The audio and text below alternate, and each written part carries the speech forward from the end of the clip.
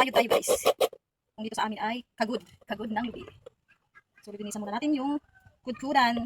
Kasi wala ditong kudkudan sa amin na kuryente, kaya dito na lang kami sa manong-manong. So sino mga nakaka-relate nito guys? Sa probinsya na to. So kung rich kid ka, hindi ka dito marunong.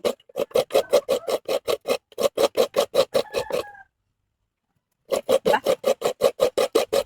Sa panahon ngayon guys, hindi na natin kailangan yung high-tech. Kaya lang naman natin. Sa ito exercise. Parang ganyan lang. Parang naglalaro ka lang. Shoutout sa mga followers ko dyan na marunong magkayod sa mga province life.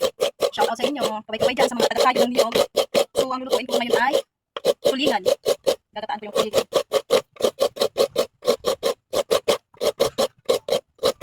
So, kung sa kanitong taga-kayod dito sa province, paki-follow and share naman. Sa mga small creator dyan. Iyakan na tayo. Tara, let's go!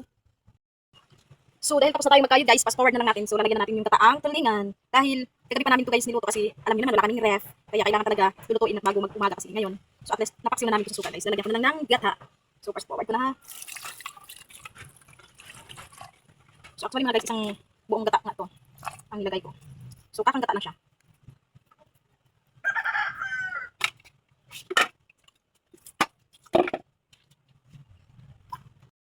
So, ayan na guys, tapos na. Luto na yung ating tulingan na may gata. So, thank you for watching guys. Bye!